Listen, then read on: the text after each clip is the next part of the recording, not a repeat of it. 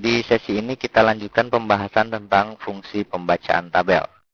Sekarang kita akan belajar menggunakan fungsi VLOOKUP dan HLOOKUP. Oke, di sini Anda bisa aktifkan worksheet VLOOKUP and HLOOKUP. Agak berbeda dengan fungsi-fungsi yang lain, fungsi VLOOKUP dan HLOOKUP ini harus mempunyai source data yang akan dijadikan acuan.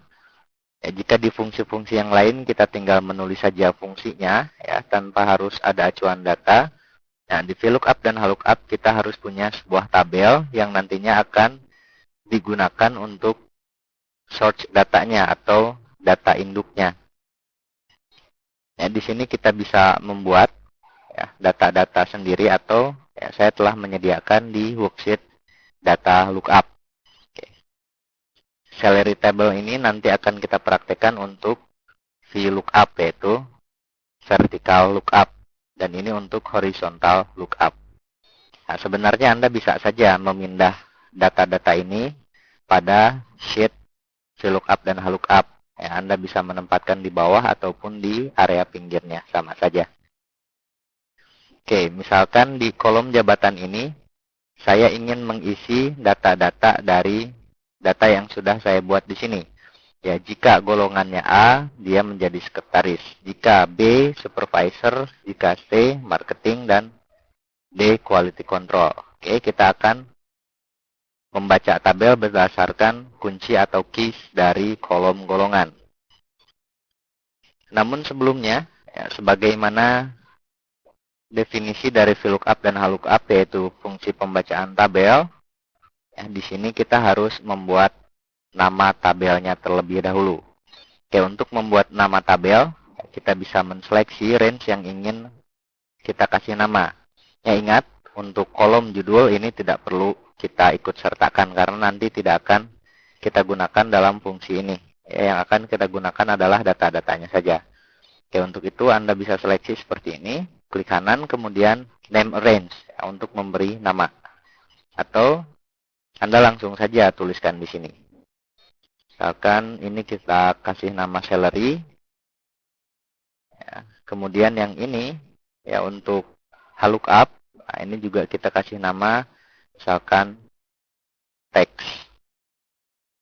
Oke, ketika saya seleksi seperti ini, ya di name box-nya akan berubah atau kita tinggal pilih saja ya seperti ini. Oke, kembali ke worksheet VLOOKUP dan HLOOKUP. Nah, untuk mengisi kolom-kolom ini, ya kita gunakan fungsi VLOOKUP, yaitu pembacaan tabel secara vertikal.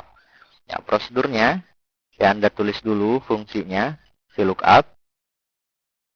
Nah, kemudian masukkan keys atau lookup value-nya, karena kita akan membaca berdasarkan tabel golongan. Berarti jika A, nah, kemudian tabel array-nya yang mana? Ya, yang tadi kita buat namanya, yaitu yang ini. Oke, karena di name box tadi sudah kita buat nama, ya ini saya hapus saja dulu. Ya, kita tinggal inputkan saja salary, titik koma lagi. Kita akan membaca kolom keberapa? Ya, untuk jabatan kan di sini kolom kedua ya. Golongan ke-1, jabatan kedua, gaji ketiga, dan tunjangan keempat. Oke, ini saya hapus lagi. Kedua, kemudian tutup kurung dan enter. Ya, hasilnya saya copy ke bawah adalah seperti ini. Oke, nah satu lagi ya, jika kita perhatikan data-data di sini masih belum sesuai dengan data lookup. Ya, B supervisor, sedangkan di sini tetap menjadi sekretaris. Nah, kenapa hal ini terjadi? Karena fungsi VLOOKUP dan HLOOKUP mempunyai beberapa syarat. Selain syarat yang tadi, ya kita harus membuat nama tabelnya. Nah, data-data yang akan kita jadikan keys ya, atau kunci ini harus disortkan atau diurutkan secara ascending. Ya.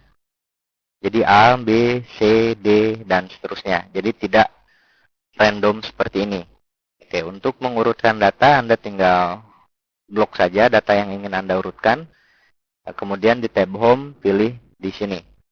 Oke, ada pilihan, pilih saja sort A to Z. Di sini Anda sort. Oke, sekarang kita lihat. Nah, sudah benar bukan? Oke. Jadi syarat yang harus kita penuhi sebelum menggunakan fungsi VLOOKUP, yang pertama adalah kita harus membuat nama tabelnya terlebih dahulu. Kemudian, kolom yang ingin kita jadikan keys harus di-sort secara ascending. Ya, jadi berurutan dari A sampai Z. Kalau di sininya angka, berarti 1, 2, 3, 4, 5, dan seterusnya. Jadi nggak boleh 2, 1, 4, 3. Ya, jadi harus ascending. Oke. Kemudian untuk kolom gaji, ini juga sama. Kita memakai data yang ini. Di sini tinggal VLOOKUP lagi saja. Prosedurnya sama. Kita jadikan dulu keys yang ini.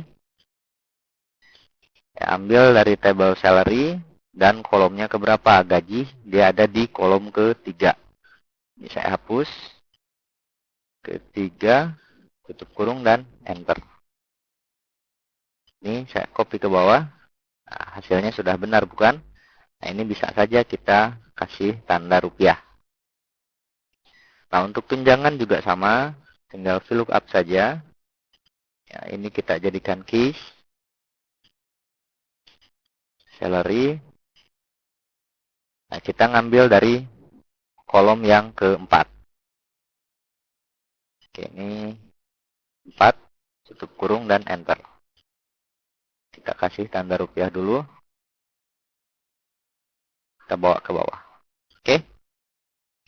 Cukup mudah ya untuk memanfaatkan fungsi pembacaan tabel secara vertikal atau VLOOKUP. Nah, kemudian untuk total pendapatan, ya tentu saja. Ya, ini tinggal ditambah dengan ini. Oke. Nah, untuk kolom pajak, kita bisa menggunakan fungsi HLOOKUP. Ya, karena sebagaimana kita tahu, ya ini akan membaca tabel secara horizontal. Prosedurnya sama dengan penulisan rumus VLOOKUP. Sama dengan HLOOKUP. Nah, ini yang akan kita jadikan keys yang mana? Tetap yang ini, kan? Karena kita akan membaca tabel berdasarkan kolom golongan. Kita mengambil dari tabel tax yang sudah kita buat. Dan di sini kita akan mengambil baris ke berapa? Ya, tentu saja di sini adalah baris kedua. Ini baris ke-1, baris kedua. Oke, saya hapus dulu. Kedua, tutup kurung dan enter. Oke, ini saya copy dulu ke bawah. Kasih tanda persen ya jika hasilnya 0 seperti ini, ya kasih saja di sini. Nah, jika kita ingin mengkonvert bentuk persen ini ke dalam bentuk rupiah, ya berarti kita harus mengkalikannya dengan total gaji, ya, atau total pendapatan. Ya, Anda lakukan pengeditan saja seperti ini, kali, kemudian total pendapatan dan enter. Nah, tentu saja ini jangan menggunakan persen, tapi gunakan rupiah. Oke, jadi 2% dari 2.100.000 adalah 42.000. Oke, begitupun juga untuk yang bawah. Nah, kemudian pendapatan bersih, ini Anda bisa mengurangi total pendapatan dengan pajak. Oke, hasilnya adalah seperti ini. Ya, cukup mudah bukan untuk mempraktekkan atau menggunakan fungsi VLOOKUP dan HLOOKUP. Yang pertama harus kita perhatikan dalam membangun rumus ini adalah di sini kita harus membuat nama tabel dan ya, keys atau kunci yang akan kita jadikan dalam pembacaan tabel harus di-sort secara ascending. Oke, silahkan Anda eksplorasi lebih lanjut lagi dengan menggunakan file-file latihan yang sudah tersedia di CD. Atau bisa juga Anda aplikasikan dengan contoh kasus yang Anda temui.